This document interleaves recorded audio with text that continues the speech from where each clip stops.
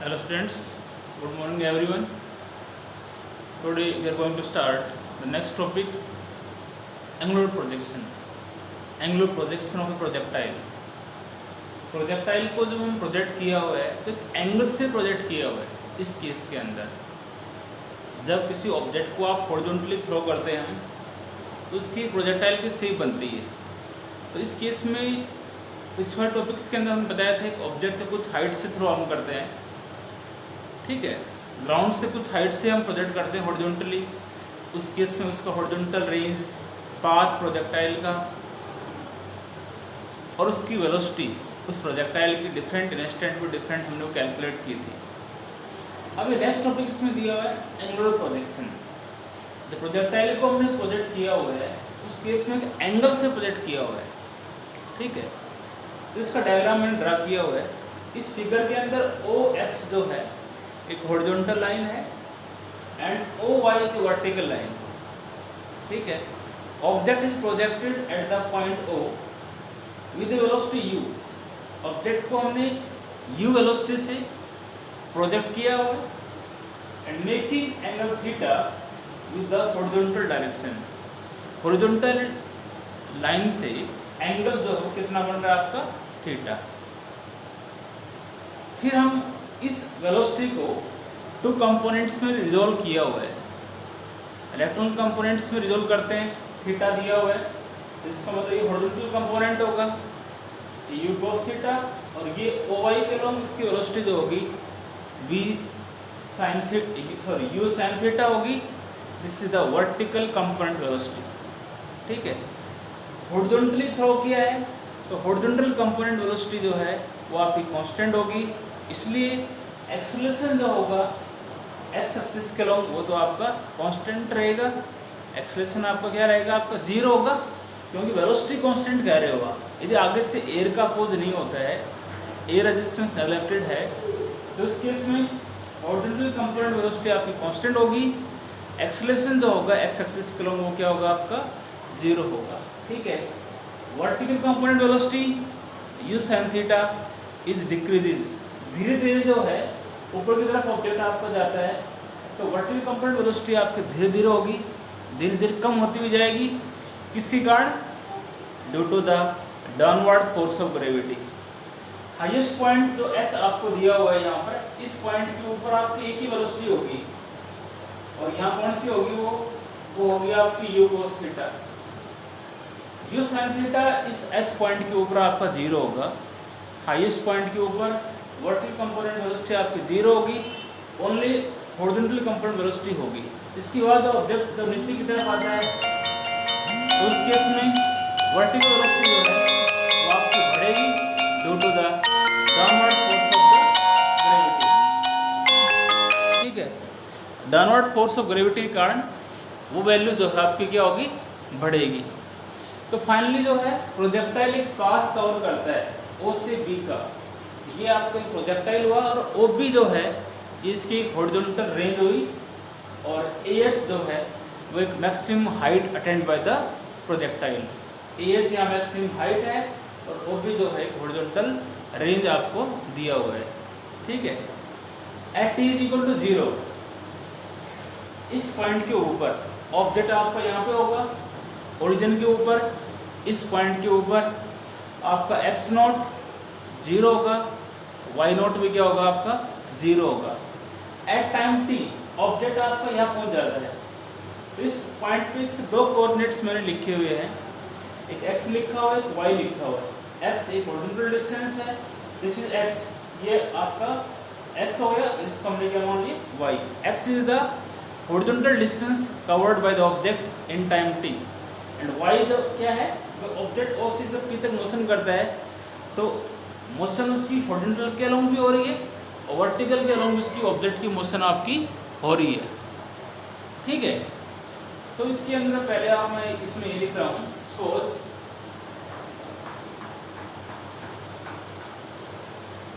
An object is projected, object का तो projectile is projectile, object लिख देखिए और object is projected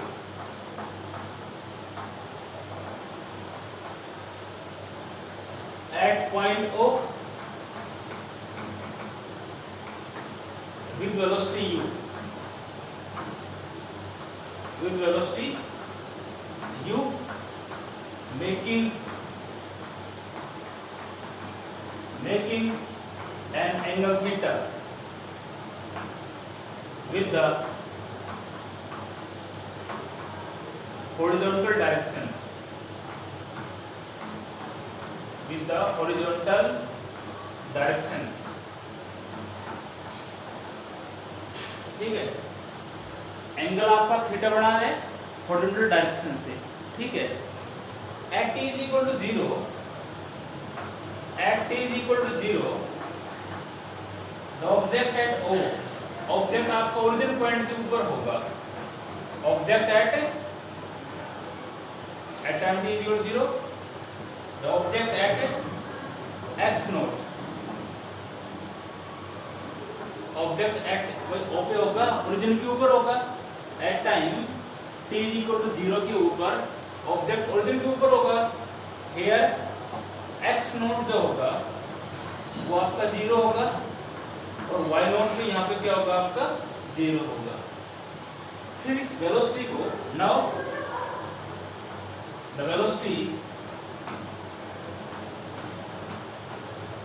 can be resolved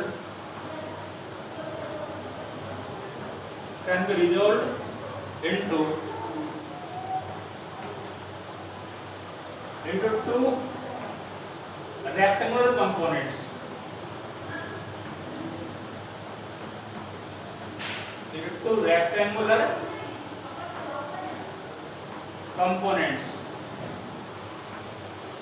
velocity u जो है इसको हमने टू कंपोनेंट्स में रिजॉल्व कर दिया, u cos theta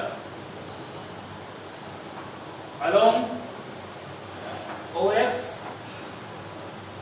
and u sin theta along OY, ठीक है। The horizontal component velocity is constant, the horizontal component velocity, the horizontal component velocity is constant, so acceleration along x-axis is 0, इसलिए horizontal component velocity जो है आपने horizontally throw किया है, इसलिए horizontal component velocity आपकी कांस्टेंट होगी, इसलिए एक्सेलरेशन जो होगा एक्स एक्सिस के अलॉन्ग क्या होगा आपका 0। तो वर्टिकल वेलोसिटी को धीरे धीरे कम होगी, किसके कारण? Due to the downward force of gravity. The vertical component velocity, the vertical component velocity decreases due to downward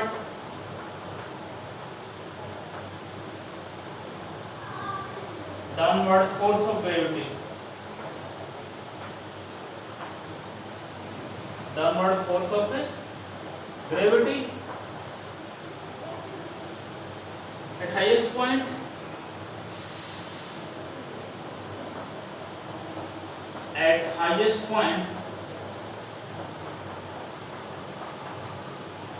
the vertical velocity is 0, the vertical velocity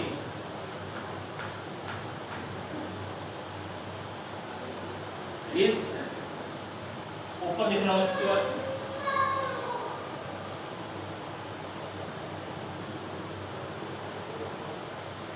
highest point आपका ये एच हो गया, इस पॉइंट पे वर्टिकल वेलोसिटी क्या होगी? At the highest point the vertical velocity becomes 0, ठीक है। एंड फाइनली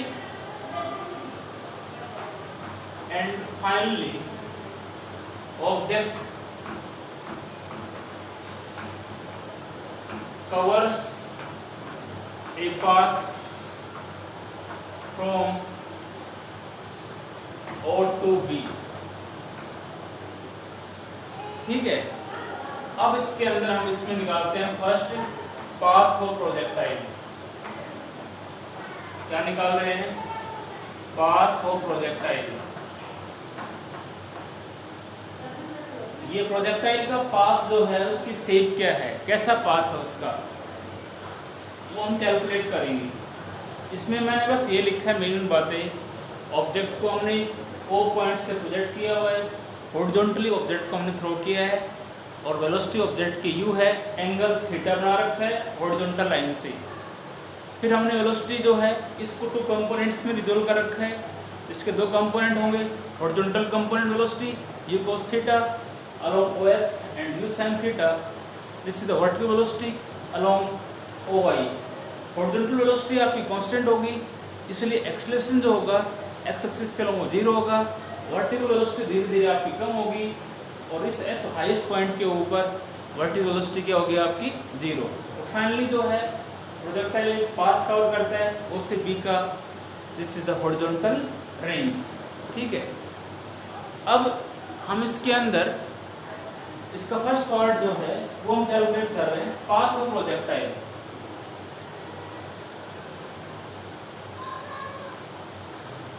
पाथ इसका निकाल रहे हैं। ठीक है, पाथ निकालने के लिए सीधी सी बात है, हम ये कह रहे हैं suppose at a time t object at pxy,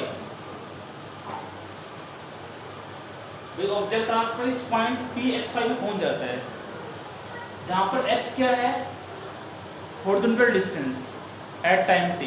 time t यहां से यहां तक आ गया, हॉरिजॉन्टल डिस्टेंस आपका ये हो गया, और y जो है वो क्या है, वर्टिकल डिस्टेंस।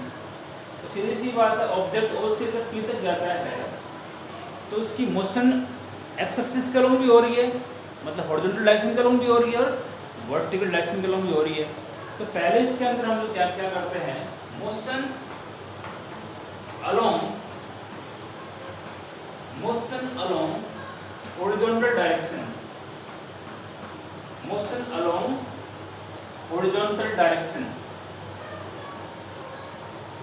ऑब्जेक्ट की मोशन जो है हॉरिजॉन्टल डायरेक्शन के अलॉन्ग होती है, तो इस केस के अलॉन्ग आप इक्वेशन में मोशन लगा दो इसकी डिस्प्लेसमेंट वाली।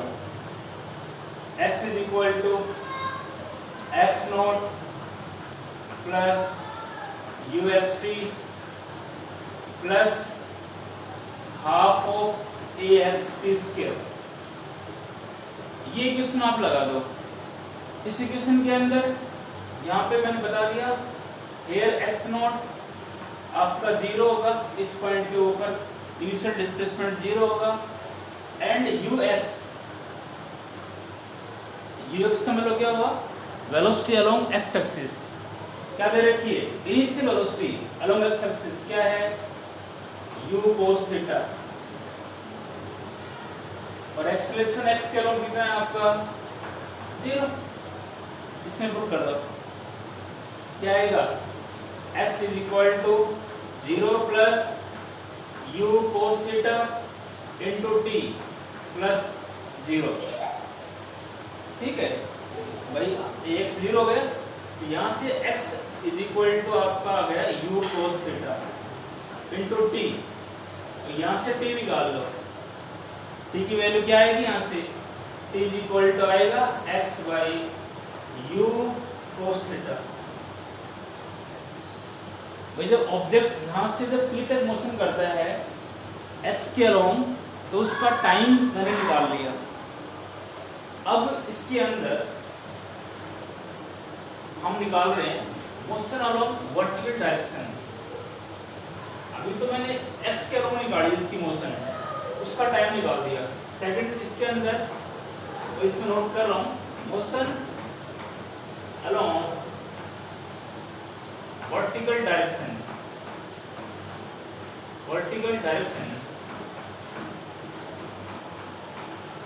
OY, ठीक है, motion along vertical direction OY, ठीक है। इसके लिए इक्वेशन लगा दो फिर आप डिस्प्लेसमेंट वाई एक्सिस के long y0 plus UYT plus half of AYT square. तो आप इसका पाथ निकाल रहे हो, डिस्टेंस, तो हम डिस्प्लेसमेंट की इक्वेशंस इसमें हम निकालना लगा रहे हैं दोनों केसेस के अंदर। तो ये t की वैल्यू पता होना चाहिए आपको, बाकी इसको जो मिटा सकते हो आप। अच्छा, यहाँ पे हियर y0 किसके इक्वल है? Initial displacement along y axis, इस पॉइंट पे 0 होगा। अच्छा, UY U sin theta, AY जो होगा AY acceleration along y axis, और इसका मतलब O से P तक ऑब्जेक्ट ऊपर की तरफ मूव कर रहा है, ऊपर की तरफ मूव करेगा तो उसकी वेलोसिटी धीरे धीरे कम होगी ग्रेविटी के कारण, इसलिए AY जो है वो आपका माइनस जी आएगा। यहाँ पे बॉडी अगेंस्ट ग्रेविटी मूव कर रही है, एक्सेलरेशन आपका हमेशा नेगेटिव होगा। और टी आपने निकाल रखा है, टी इक्वल क्या आएगा? x by u cos theta.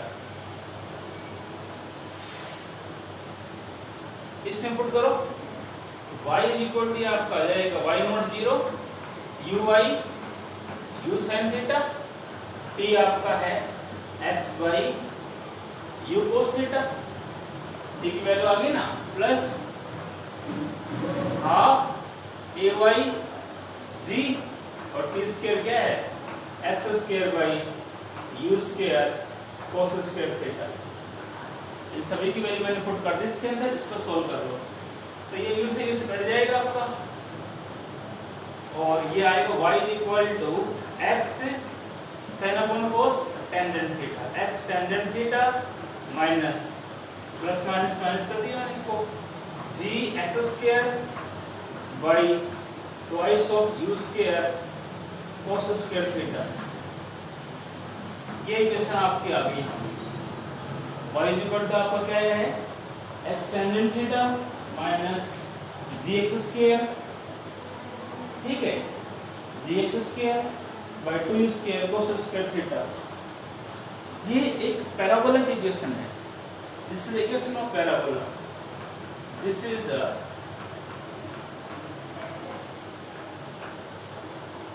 Equation of parabola. Hence, the path of projectile, hence the path of projectile is parabolic.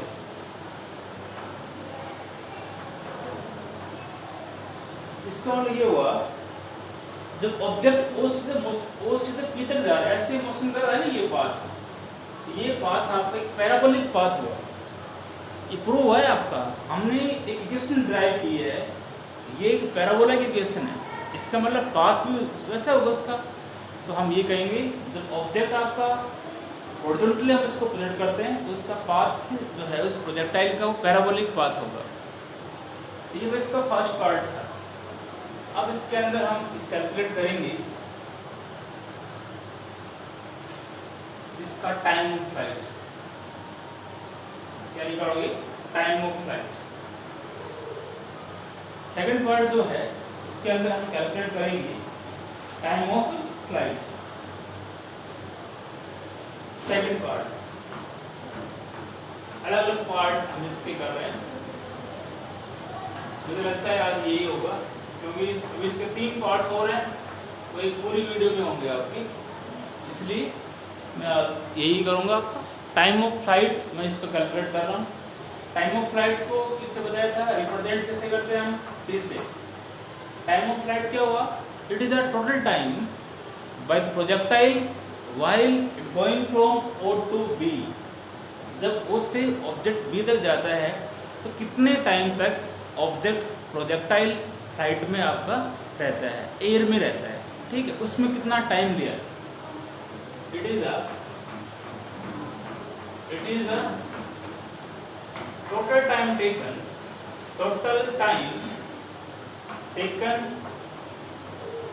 by the projectile while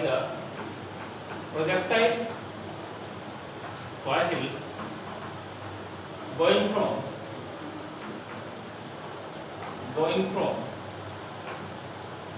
O to B। ठीक है, जब ऑब्जेक्ट O से B तक जाता है उस केस में total time जो है उसका जो लिया हुआ उसको हम क्या कहेंगे, टाइम ऑफ फ्लाइट। उस केस के अंदर जो है हम इसका टाइम ऑफ फ्लाइट हम कैलकुलेट करेंगे। तो उस केस के अंदर हम इसमें टाइम ऑफ फ्लाइट को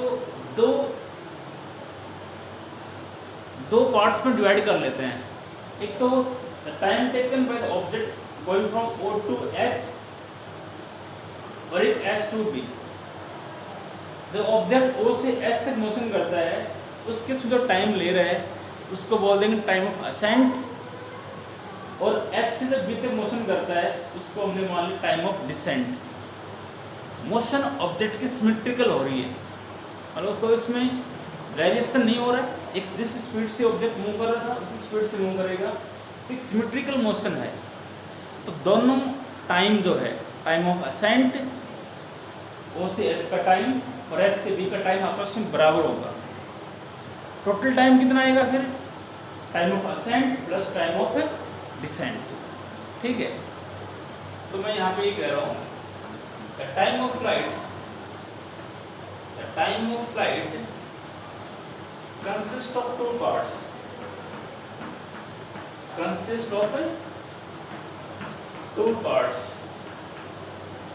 एक तो मैं लिख रहा हूं the time taken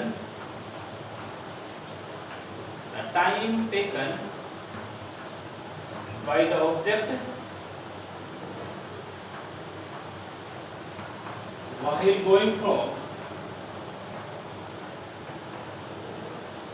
going from O to H, इसको हम बोलते हैं टाइम ऑफ असेंट। इसको हम क्या कह रहे हैं, टाइम ऑफ असेंट। और एक इसमें हम कह रहे हैं the time taken by the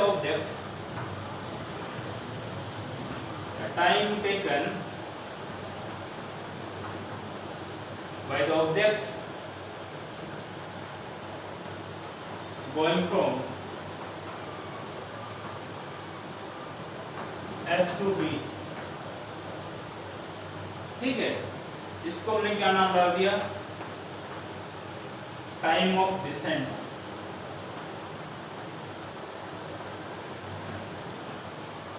इसको हमने क्या नाम डाल दिया, टाइम ऑफ डिसेंट। और मोशन ऑब्जेक्ट की सिमेट्रिकल हो रही है as motion of object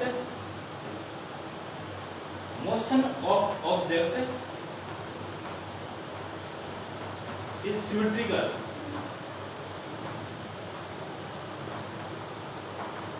motion object की सिमेट्रिकल है तो दोनों टाइम आपस में क्या होंगे, बराबर। तो इसको हम ये लिखेंगे that is time of ascent बराबर ही होगा टाइम ऑफ डिसेंट, और इसको हमने T मान लिया। दोनों टाइम आपस में क्या होंगे, बराबर होंगे, क्योंकि ऑब्जेक्ट की मोशन सिमेट्रिकल हो रही है। तो टोटल टाइम ऑफ फ्लाइट जो होगा बराबर होगा time of ascent plus time of descent. यहाँ से T जो है वो आपका 2T के बराबर आ गया। यहाँ से हमने स्मॉल t निकाल लिया, स्मॉल t कितना आएगा आपका T/2। यहाँ से हमने स्मॉल t हमने निकाल लिया, और फिर हम ये कह रहे हैं जब ऑब्जेक्ट वर्टिकल अपवर्ड मोशन जो करता है, ठीक है, कहाँ से कहाँ तक, O से S तक, taking vertical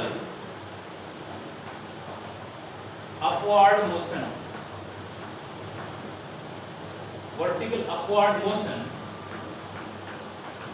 from O to H, object जब O से S तक वर्टिकली मोशन करता है तो हमने इक्वेशन ऑफ मोशन लगा दी। फर्स्ट इक्वेशन ऑफ मोशन जो होती है ना आपकी वर्टिकल के अलोंग, वो हम लगाएंगे, वहां से आपका टाइम ऑफ फ्लाइट आ जाएगा। फिर देखो तो इक्वेशन ऑफ मोशन लगा रहे हैं हम, v is equal to u plus 80। अब देखो वर्टिकल अपवर्ड मोशन, ऊपर की तरफ बॉडी मूव कर रही है, इसका मतलब y एक्सिस के अलोंग होगी, y एक्सिस के अलोंग हमने वर्टिकल अपवर्ड मोशन, इसलिए y एक्सिस के अलोंग जो है वो इक्वेशन हम लगा रहे हैं फर्स्ट इक्वेशन ऑफ मोशन पे। ऑब्जेक्ट आपका वर्टिकली मूव कर रहा है y एक्सिस के अलोंग, इसलिए आप यहाँ पर ui का मतलब initial velocity along y axis, तो इनिशियल वेलोसिटी ये है y एक्सिस के अलोंग क्या u sin थीटा, और vy जो है इस हाईएस्ट पॉइंट पे फाइनल वेलोसिटी क्या होगी, 0 बताया था मैंने। हाईएस्ट पॉइंट h के ऊपर ओनली होरिजॉन्टल वेलोसिटी होगी u cos थीटा, बाकी वर्टिकल वेलोसिटी आपकी 0 होगी।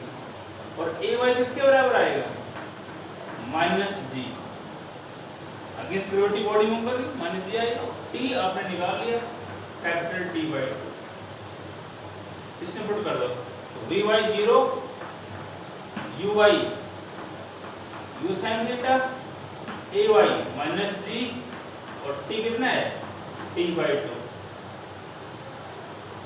हम ये निकालें, इसको इधर ले आओ, ये आएगा gt by 2 is equal to u sin theta.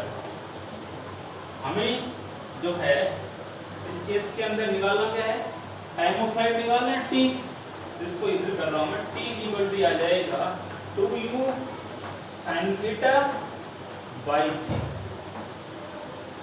ये तो है, यहाँ से t निकालना है, इसको इधर ले आए, इसको इधर ले आएंगे।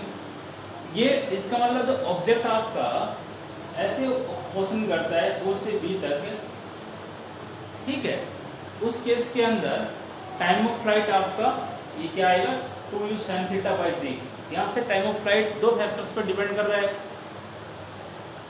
ग्रेविटी के ऊपर, तो किस वेलोसिटी से हमने ऑब्जेक्ट को प्रोजेक्ट किया है, और एंगल से, किस एंगल से। यदि हमें एंगल दे रखा हो, वेलोसिटी दे रखी हो, तो टाइम ऑफ फ्लाइट हम कैलकुलेट कर सकते हैं। अभी इसके 2 ही पार्ट मैंने किए हैं, बाकी इसके 3 पार्ट अभी और हैं। इसका horizontal range, maximum height, velocity, ये नेक्स्ट पीरियड में हम सॉल्व करेंगे। थैंक्स।